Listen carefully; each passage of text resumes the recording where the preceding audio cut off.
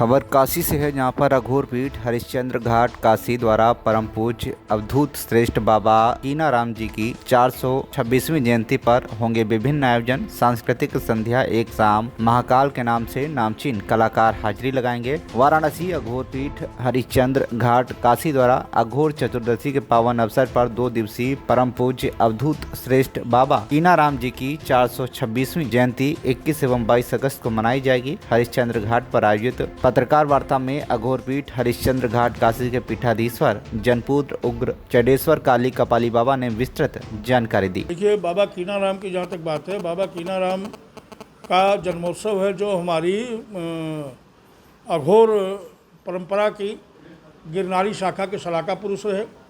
समस्त अघोर परंपरा की समस्त धाराएं बाबा कीनाराम को निसंदेह अपना पूर्वज मानती हैं और उनसे प्रेरणा लेती हैं। काशी में यह इसलिए महत्वपूर्ण है कि अविभाज्य काशी में ही बाबा कीनाराम का जन्म हुआ था, जो आजकल जनपद चंदौली हो गया है।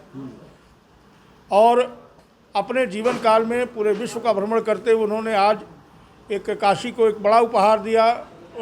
बाबा कीनाराम ने माता हिंगलाज का महायंत्र, जो यहाँ शक्ति की अधिष्ठात्री के रूप में उपस्थित हैं और काशीवासियों के रक्षण कार्य में लगी हुई हैं।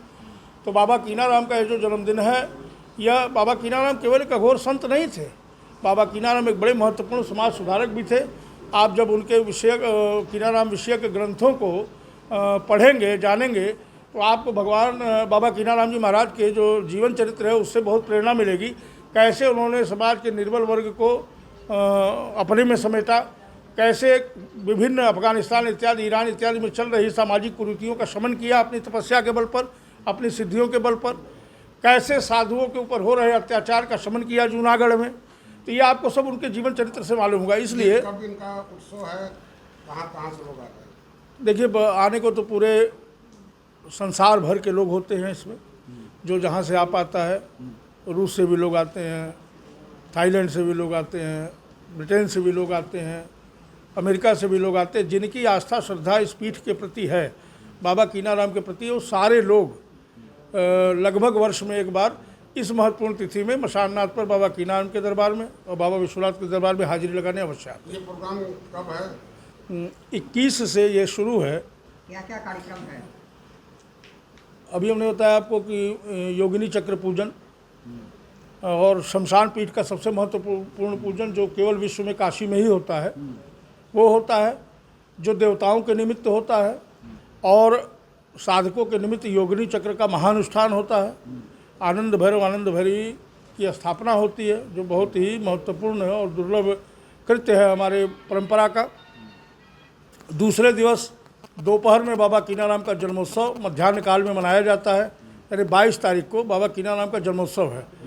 पूजा चतुर्दशी और त्रयोदशी के संधिकाल पे होती है, इसलिए रात्रि में होती है।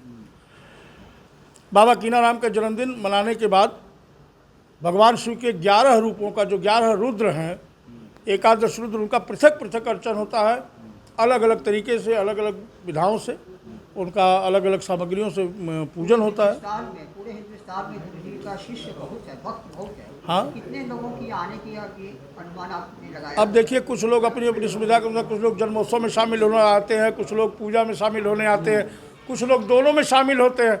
यह बताना तो बड़ा कठिन कार्य है कितने लोग आ जाएंगे, क्योंकि यह प्रायोजित कार्यक्रम नहीं होता, यह स्वतः स्फूर्त कार्यक्रम है। आपने कुंभ में देखा होगा कि सरकार ने जितना अनुमान किया उससे 20 गुना अधिक लोग आ गए।